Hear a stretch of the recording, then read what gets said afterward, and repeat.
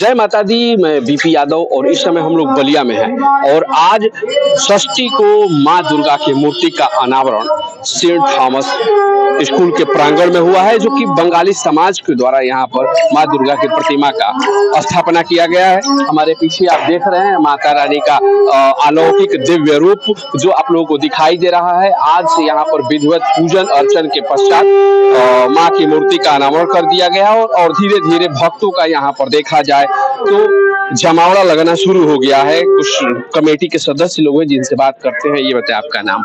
मेरा नाम गौतम सन्याल, मैं इस समिति का सेक्रेटरी।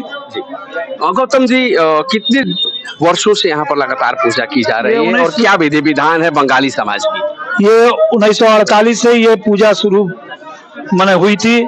हमारे ग्रैंडफादर और यहाँ पे, जी हाँ, एक बंगाली कमेटी के द्वारा ही सन 1948 से आज तक यानी 2024 तक बंगाली परिवार के द्वारा ही देखरेख में ये पूजा होती आ रही है।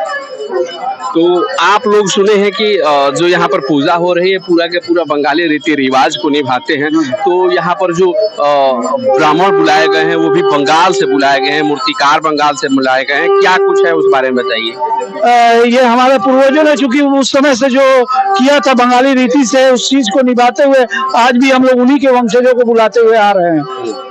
और मूर्तिकार भी वही हैं, ढाक बजाने वाले भी वही हैं, भोग बनाने वाले भी वही हैं, सब उन्हीं के वंशज हैं लोग। जी अच्छा, आरती की जहाँ तक बात किया जाए, भोग की बात किया जाए, एक एक चरण में हम बात करेंगे।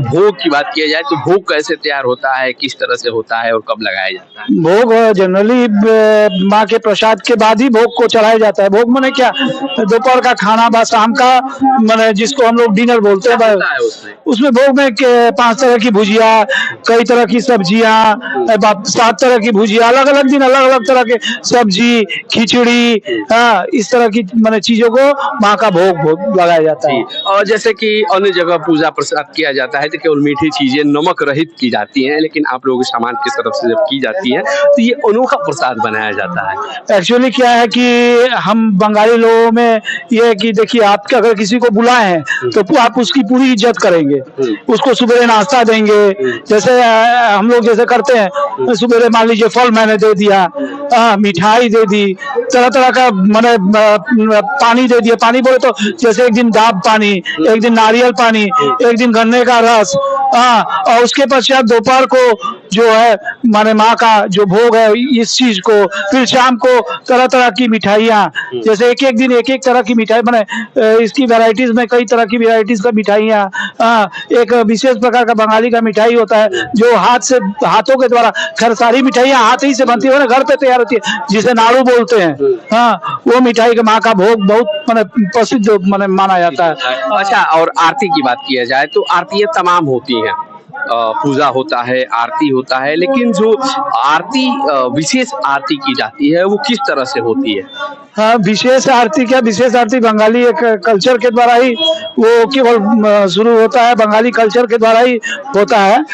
यही तो विशेषता है। वो ढाक की ताल पे किया जाता है, किया जाता है। एक्चुअली क्या होता है, जो अभी कुछ देर में प्रारंभ होने वाला है। आज तो नहीं होगा ये, लेकिन कल से जरूर होगा। कल से होगा। तो कल होगा, और कल आप लोगों को ढाक की जो आरती है, जो चिलम के साथ जो हमारे यहाँ कहा जाता है, उसके साथ धूमी रमा करके आरती की जाती है, और वो कल आप लोगों को जरूर दिखाएंगे। लेकिन पीछे माँ का दरबार सजा हुआ है, देखिए किस तरह से माँ का अलौकिक रूप दिखाई दे रहा है, और पूरा का पूरा यहाँ पर पंडाल समर्पित कर दिया गया है, और जहाँ भक्तों की भीड़ अब धीरे धीरे धीरे धीरे लगनी शुरू हो गई है। ये है माता जी बंगाली समाज के द्वारा जिनकी स्थापना की गई है, और आज भक्तों का यहाँ पर मेला उमड़ा हुआ है।